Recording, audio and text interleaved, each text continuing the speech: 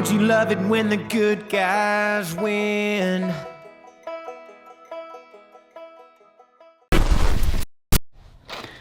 All right. Hey. Hi guys. Merry Christmas. Merry Christmas. Hope everyone had a good Christmas yesterday and got some time with family and kind of got the what the true meaning of Christmas is. We're going to spend today not doing a episode about a story. We're going to do more of answering questions. So we're going to stay with these cameras right here, and partly because we need to answer your questions. We haven't done that in a while. Secondly, because when we're filming this right now, it's currently Christmas Eve, and Paul, who has edited a good part of the Smiths, I don't want him to spend Christmas Eve and Christmas editing so that you could have this on the 26th. It's also a good point to say that I started editing the Smiths at the beginning when we started this in March, and quickly realized that I couldn't film and edit and have a music career at the same time. It was taking way too long. So Paul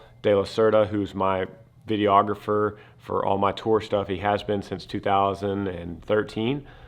I figured he was too busy with doing the tour stuff, so I hired Brian Kimball, who is just fantastic editor and photographer. So some of you might have seen Brian in a couple of my things that I've done, but he edited the Smiths all the way up until June. He took over from my part. He edited all the way till June. In June, my life drastically changed on the road. I got rid of meet and greets for a certain time, about a month, and then having tour footage didn't seem to matter as much as it did. Like, you know, having all these crazy sold out crowd video shots didn't seem to matter. So I took Paul De La Cerda, my videographer, off of the road and made him full-time editor of the Smiths. That's kind of just a random backstory. And that's why it's so good. But yeah, Brian and Paul have done such a great job with the Smiths, and I feel very blessed to have had these guys so good at their job, and that's what you guys have loved about the Smiths, has been really their editing. I love filming it. It's a passion of mine. I love the Smiths. I love thinking of what to do next. I love making it. I love my cameras. I love flying the drone and sticking sticks out of the bus window to get the good angles. But the magic really happens with Paul. Long story short, really long story, I didn't want him editing on Christmas Day, so we're just going to answer some questions. We're going to try just to make like one long take. Yeah. So that way he can just pop it in, ready to go. Love you, Paul. Okay, so we have your questions. I asked you guys on Instagram a few questions. So let's just start with something Christmassy. What's your favorite Christmas movie? Favorite Christmas movie is probably Elf. Same. Yeah. We watched that again last night. Watched it last night, yeah. Fell asleep to it last night, actually. Yes. Sorry about the airplane. Every time I start filming the Smiths, an airplane flies over, and I think that's River thinking about us. I had somebody ask, who is your target audience? Because they said them, their husband, and their child all love the Smiths. So Yeah. who's our target demo?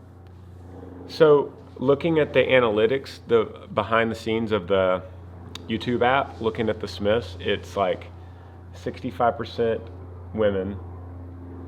Majority are 25 to 35, yeah.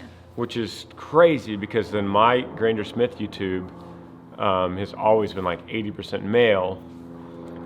So I think I think that's probably how we're working. I'm probably working towards the male crowd, and she's probably working towards the female crowd. And then for the kids, they won't see that in the analytics because usually the parents put their ages in, but we hear a lot of you kids like the Smiths too. So kind of everybody. We're kind of go all ages. Something I could announce now is that on tour in 2020, we're going to open meet and greets because we do a paid meet and greet so that you could be guaranteed to come backstage. So we're going to, in 2020, I don't even know if I told you, but we're going to make kids free. So kids could go to meet and greets with an adult, but as many kids as you want. So we're going to do them all free in 2020. Okay, so that was another question. Can we meet you and Amber together at a meet and greet? So Granger and I were just talking about this yesterday. Yeah. It's hard for me to travel during the school year with him a lot because I've got the kids and we've got school. During the summer, I try to get out, but we talked yesterday about maybe doing a meet and greet, me having a separate meet and greet, and we like announce dates that I'll be on tour with him. And then I was thinking we could just take donations for the River Kelly Fund for that. Because like Granger's meet and greets are usually paid. But I would rather just donate the money to the fund, I think. So that might be something that we're going to do in 2020. We'll say, okay, I'm going to be at these 5 dates. Get your tickets and then come see me. Come see both of us. Yeah. This last West Coast tour we just did. Sorry about the birds. We got birds and airplanes. Wind chimes and airplanes. Sorry. But this last West Coast tour we just did during the meet and greets, I swear it was like every third person was like, is Amber here? I want to meet Amber. And I'm like, yeah, she's with the kids. It's difficult. But yeah, so what we're going to do is 2020, she'll go on tour with me some of the time. But whenever she does, we'll announce Amber's with me. Amber's going to do a meet and greet. And I got to tell y'all, the reason they're paid, there's, I think probably the main reason is just to try to control it because they can't just open it up to anyone. Well, and he's still having to meet. He's getting to meet, I should say. He's getting to meet all you guys before the show, but sometimes that could be upwards of 200 people. Yeah. And if it was all free, he would never get on stage. So usually about 50 to 75 of those are already free because they're coming through winners at the radio station or friends of friends or somebody that some kind of disability or underprivileged situation that we just meet them anyway. So. Yeah. But yeah, so Amber's going to come in 2020, and we'll announce when she's coming. I need to come back out more too. Okay. How do we keep the romance going since we've been married for 10 years? We probably have different answers. Yeah. But one of the ways for me, for sure, is my work schedule.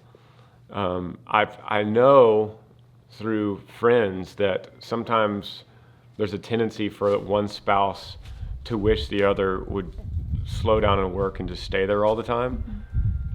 And from my experience, not our experience, but me seeing other people, that seems to be kind of a drag on a relationship is when you're just always together. So because of her work schedule and my work schedule, when we are together, we make the most of it. Yeah. And sometimes when I'm gone, like I was just gone for 10 days, which is kind of a lot these days. Yeah. Usually it's like 4 or 5. I was gone for 10 days, and when I got home, it was like a brand new relationship, It keeps it fresh. It keeps us missing each other. You need to miss each other, and you need to like long for each other. You can't.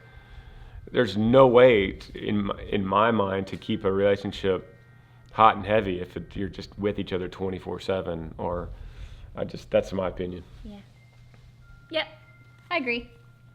Plus, he sends me, we leave each other notes. Like if he goes on the road, I'll stick something in his bag, or I'll find one under my pillow, or sweet texts and things like that. But plus, for me anyway, I just love him.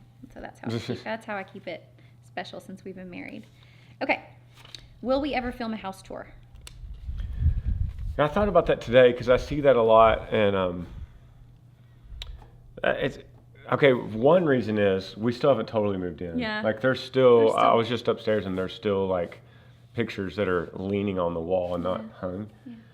Yeah. But two, when we bought this house, it wasn't a super proud moment.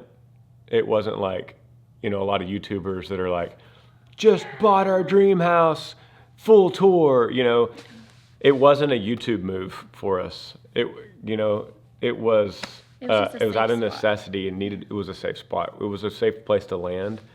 So I don't think I ever looked at it as a YouTube video opportunity to show off this house. In fact, I'm still trying to make it our home because when we were in therapy a few weeks ago on a retreat, and one of the things we walked away with after therapy was coming home and making this house a home. Because, to be totally honest, I find myself late at night on my phone looking at real estate apps, seeing if I could find something that's better suits me and her, and that's just the honest truth. Yeah.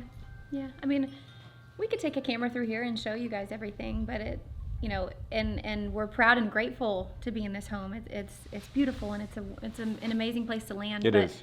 It's not like our old home, which we made into our home, and we had all the kids' memories there, and I don't know. Yeah. Yeah, we came from a 10-acre farmhouse that I worked to clear that land and cleared every cedar tree on it with either my hands or a chainsaw or a skid steer that I leased. Or the boys helping you. And then the boys helped me, and then I planted the grass with, seeds from my own hands. And then we came here, and it's 3 acres, and there's really not much work to even be done here. So besides I built the fire pit, I just need to,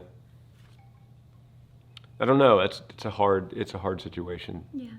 I'm sure you guys understand. Maybe someday. Yeah. Are Granger and Lincoln excited for Mandalorian and Star Wars movie? Yeah. So we came home from tour. I landed at 8:30 a.m. on Sunday, this past Sunday, from Denver, Colorado. They picked me up, and we literally went straight to the movie theater and saw Rise of Skywalker, because Lincoln and I have really bonded over the Star Wars series over the last several months. Baseball and Star Wars have been like our 2 major bonding things. And so we all went as a family, and it was... They got little Star Wars cups, and it was good. It was really fun. Yeah. Really fun. It was good. They love it. Is there going to be New River merch? Yes. I'm working on the New River shirt. I was hoping to have it out beginning of January. I still am probably going to be pretty close to that. We just had a lot of designs, and I think I was being really picky because I wanted it to be perfect. But I asked you guys on Instagram some of your favorites, so I think what we're going to do is just every few months we'll come out with a new one, and then that money will be donated to the River Kelly Fund. So yes, I'll have stickers and a new River shirt soon. How do we stay so fit? Do we diet? Okay, well, I mean, when it comes to being fit, this is a something that I've had to learn over a lot of years. It's 80% diet. Yeah. You can go to the gym every day. You could run. You could do Pilates or yoga or whatever you're into. But it's 80% what you eat. And so, are we perfect at that? No. No, I just had Lucky Charms. No, we're not perfect at that. But that's just, if you want results, it's not finding some crazy fashion trend diet. It's whatever the latest diet is. I've read so many studies on dieting and fad dieting, and they all have pretty much the exact same result, whether you're talking about keto or paleo or Atkins or whatever. It all has the same average result, and it just depends on if you stay with it. So it's more of trying to find what fits your lifestyle. Like what do you enjoy eating that's also healthy, that you could maintain for decades, really. I mean, it's a balance. I mean, we've been going to the gym, trying to go every day. But some days, obviously, I don't. I've got kids, and sometimes they're sick, and sometimes I can't. And I try to eat healthy, but I also enjoy cookies and a glass of wine. And we pick Sundays. We eat whatever we want on Sundays. Yeah. So we typically will do, our dinner will be like a grilled chicken and vegetables, and not a lot of bread, and not a dessert and stuff like that, and nothing fried. And then on Sundays, we'll get pizza, and we'll go get big, huge cheeseburgers and fries, and chocolate chip cookies and milkshakes, and so kind of opening that up on the 7th day of the week allows me to be better on the 6 days before. Can we tell them about our wedding day? Will we ever share a photo? That's an interesting question. That means somebody's been searching. So when we got married, it was February 11th, 2010, and I wasn't a very well-known singer. You were more well-known than I was as an actor, I'm sure. But we just kind of decided early on that that's going to be our day. Yeah. And who knows if we had the Smiths going that back then, if we would have put that on there, I don't know. But we always decided that was going to be our special day. And we didn't even have friends. It was really very small. We got married at Horseshoe Bay Resort. We narrowed it down to 50 people, which was just family. I mean, even cousins couldn't come and got upset. And we just decided it was just a very intimate day for us. We were supposed to get married outside, but it ended up being freezing. Yeah. Cold, so we got moved inside. Iced over in the Texas Hill Country, Central Texas. It was raining. It was freezing rain. Yeah. And we got moved up inside the building. So that was, just lots of things that technically could be called went wrong happened, but it was all perfect. It was incredible. Like, it was incredible. Yeah. It rained. The door got stuck when I was walking out. I walked out with my dad and my stepdad, both on either side, and the door got stuck. I forgot. Lots of other things happened, but it was a perfect day. It was perfect. And we haven't posted any photos or shared any photos. We also tried to save a lot of money because we kind of paid for it ourselves, and obviously our parents helped, but we were trying to cut money out any way we could. I remember our cakes were like this big. We skimped on the cakes, and I skimped on a videographer. We didn't have a videographer, so I think it was filmed on somebody's cell phone, which I don't even know if I have that anymore. Yeah. So we talked about maybe doing a 10-year redoing our vows and maybe filming that and making that a big deal. But yeah, it was a small wedding, and we saved money, and then we had a reception for all of our friends like a week later. Yeah. In Fort Worth, Texas, which was really fun. By the way, on a side note, I'm looking out right now into the woods, and our cedar trees are pollinating right now. And those of y'all that live around juniper, mountain cedar, it's crazy. They literally, a tree will just go and just explode pollen that looks like white smoke, and then it just dissipates into the woods. It's the weirdest. It's like the trees are alive and they just go and explode. Yeah. If you haven't seen it, there's videos of that on YouTube. It's crazy. Sorry, go ahead. Okay. Do we ever feel guilty for having fun now and feel like River should be here, or do we ever... There are times when if I'm laughing really hard with the kids or we're all having fun, I do. In my mind, I'm like, oh my gosh, like I shouldn't be laughing, But you have to enjoy life, and you have to enjoy your kids, and you have to have fun. And River would want that. And River is not thinking about us right now. He's in the most amazing place. He's not sitting there looking at us saying, oh gosh, they're having fun without me.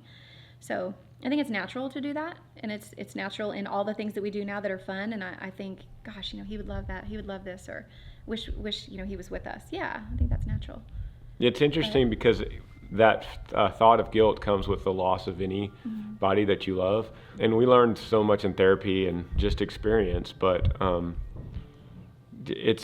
they taught us in therapy that the price of grief is love, like that.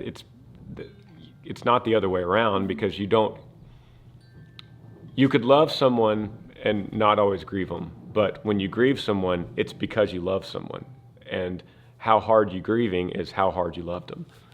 And the interesting thing about that is, about the guilt, is that anyone that you love, think of anyone, whether it's a grandparent or a friend or a neighbor or anybody that you grieve, if you're having fun after they're gone, that's what that person would want. They want to look down from heaven, and if you can look down from heaven, they want to see you smiling. They don't want to see you sad. But it's interesting that internally we think we should be sad. Yeah. It's really strange, but it is a battle, and it's a legit question. Yeah. Do you guys still have River's room together and all of his stuff?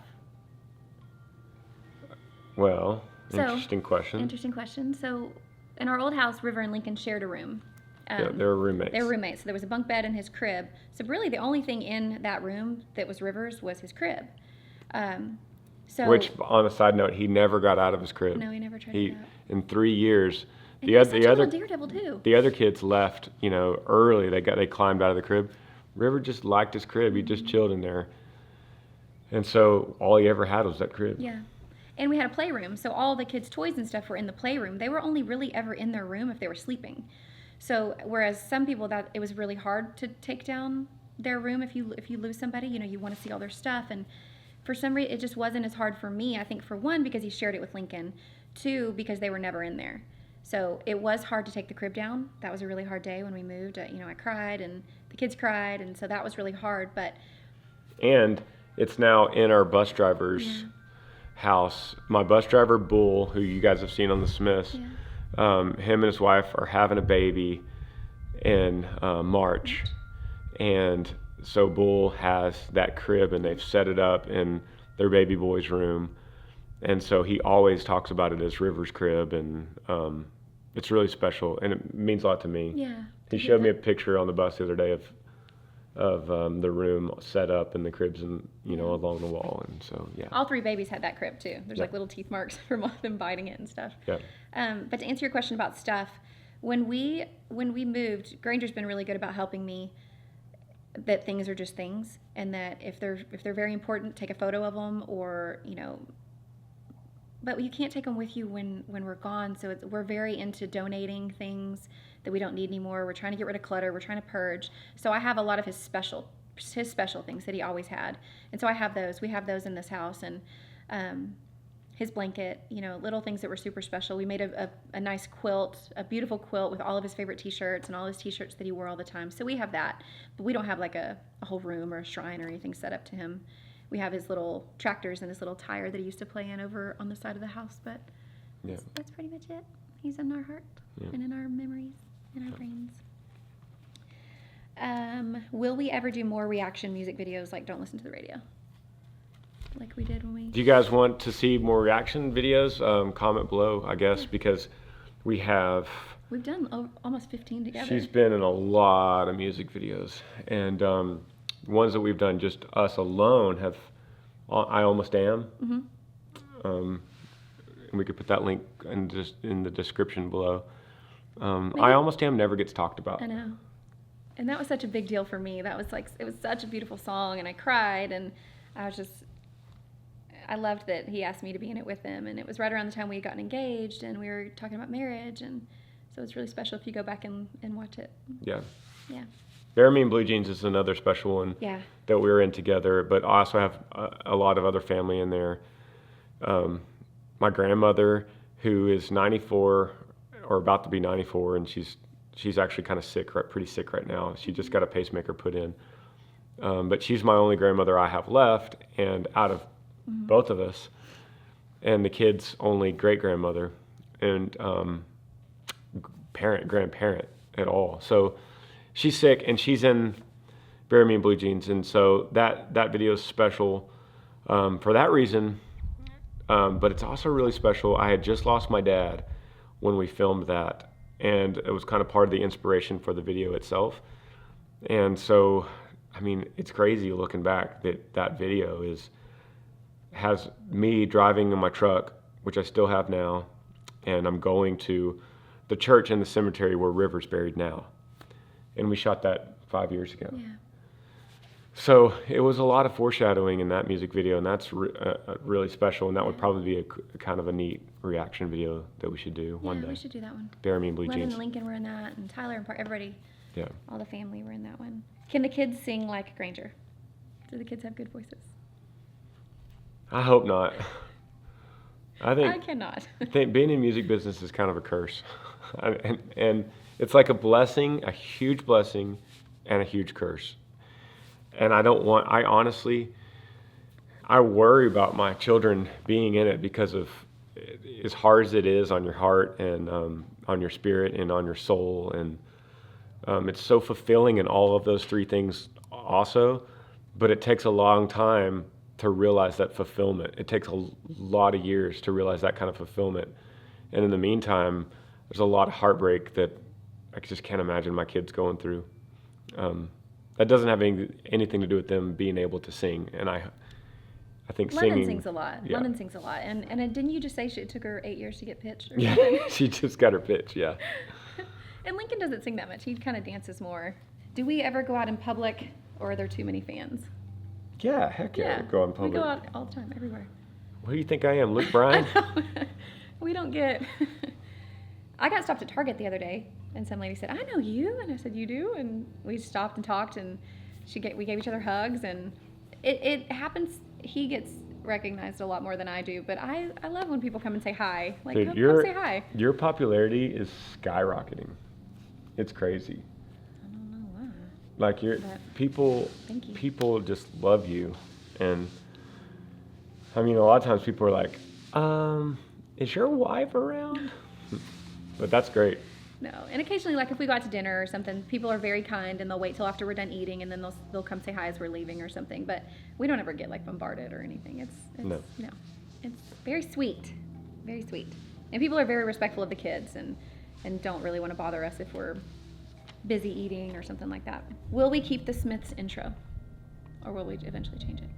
Yeah, eventually it's just going to change.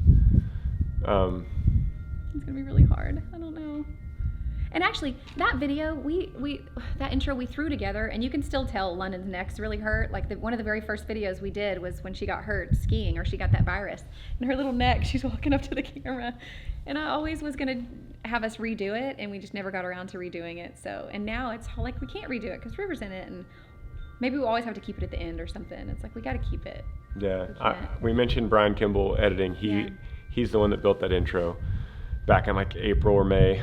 The kids didn't want to do it. They didn't want to get dressed. They were like fighting, Typical crying. day. Typical kid day. What was your first job? You or me? Both. Mine was, I worked for a paint contractor that was also my English teacher in junior high.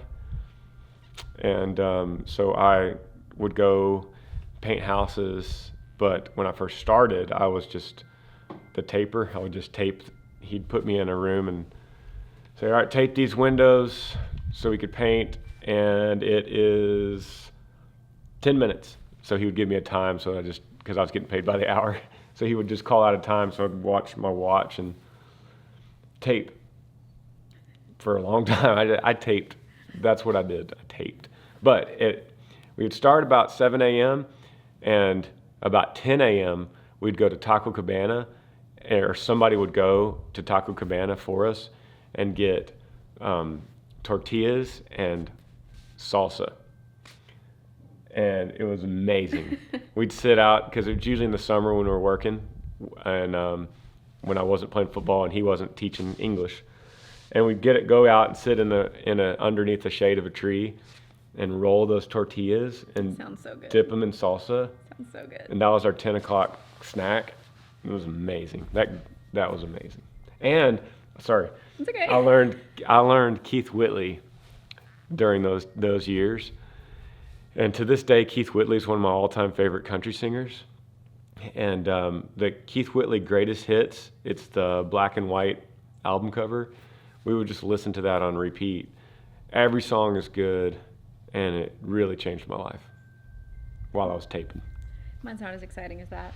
I just wanted a car, so I walked in Fort Worth, in White Settlement, where I grew up. I walked to this little grill, which was pretty far now that I think about it. I walked all the way there to fill out an application, and I worked at this little grill, and they had the best food.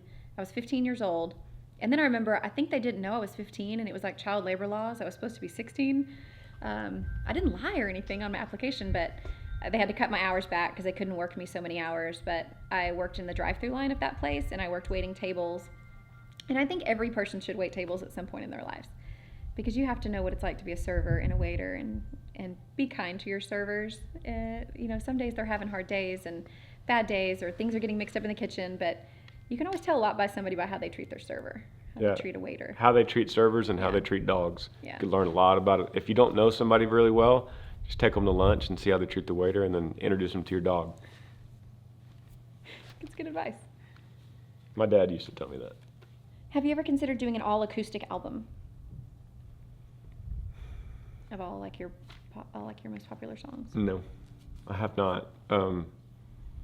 I think they probably mean re-record it, just me and my guitar. Yeah. Because I do all my editing on my albums myself. I've been doing that for years.